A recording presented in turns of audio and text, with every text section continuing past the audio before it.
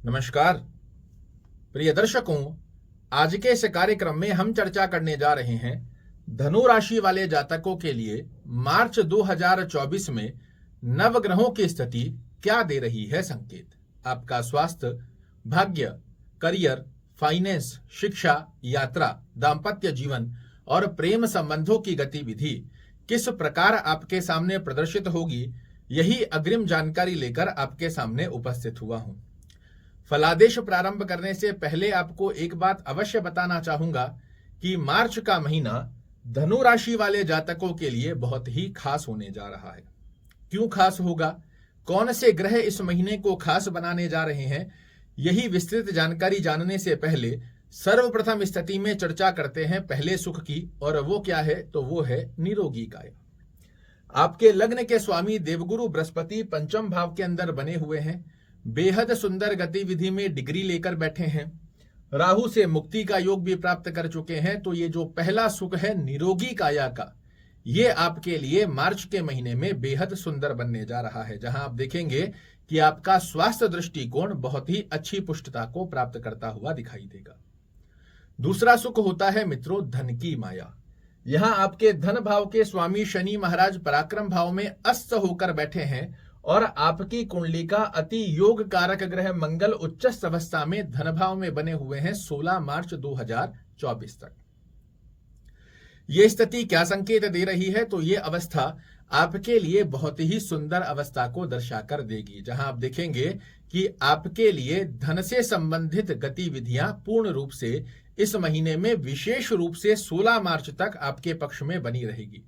धन से संबंधित कोई भी बड़ा कार्य कर रहे हैं, कोई लेन देन करना है, फाइनेंस से रिलेटेड कोई भी बड़ी गतिविधि कर रहे हैं, तो मैं आपको रिकमेंड करूंगा 16 मार्च से पहले इसे पूर्ण कीजिए। निश्चित रूप से आपके धन से संबंधित कार्य अवश्य होकर रहेंगे पूर्ण।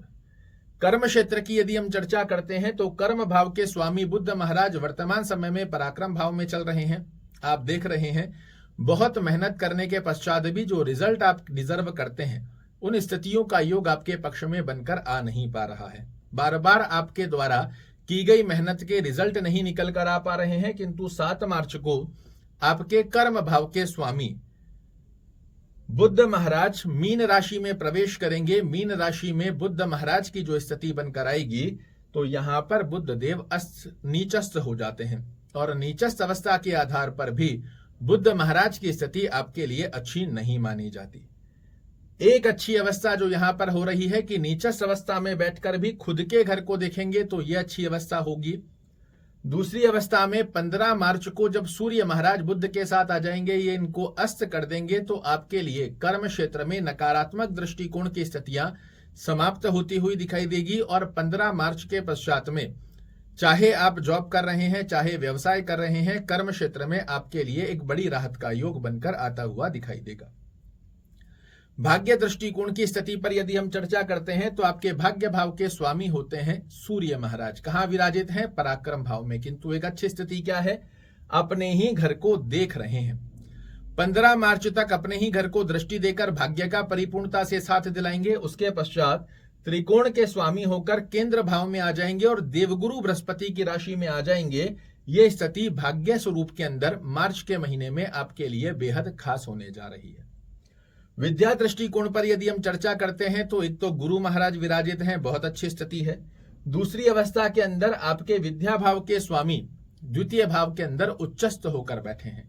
ये महीना विद्यार्थियों के लिए बेहद खास रहेगा। 16 मार्च के पश्चात में आपको अपनी विद्या में एक्स्ट्रा एफर्ट्स लगाने की आवश्यकता रहेगी, और वो दक्षता मंगल महाराज आपको देते रहेंगे। तो अपने गोल को साधते हुए यदि अपनी विद्या को प्राप्त करेंगे, निश्चित रूप से मार्च का महीना विद्यार्थियों के लिए बेहद अच्छा रहने वाला है। यात्रा दृष्टिकोण पर यदि हम चर्चा करते हैं तो यात्रा भाव के स्वामी भी मंगल महाराज हैं, बहुत अच्छी स्थिति में बने हुए हैं। व्यापारिक यात्रा कर रहे हैं तो मैं सजेस्ट करूंगा 16 मार्च 2024 से पहले की गई व्यापारिक यात्राएं आपके लिए बेहद अच्छी सफलता का योग बनाकर देगी। भौतिक सुखों को अर्जित करने वाली यात्रा कर रहे हैं तो पूरे महीने कर सकते हैं, किंतु व्यापारिक यात्रा यदि आप कर रहे हैं तो 16 मार्च से पहले का प्रयोजन बनाइए, निश्चित रूप से मिलेगी आपको श्रेष्ठ कारक सफलता।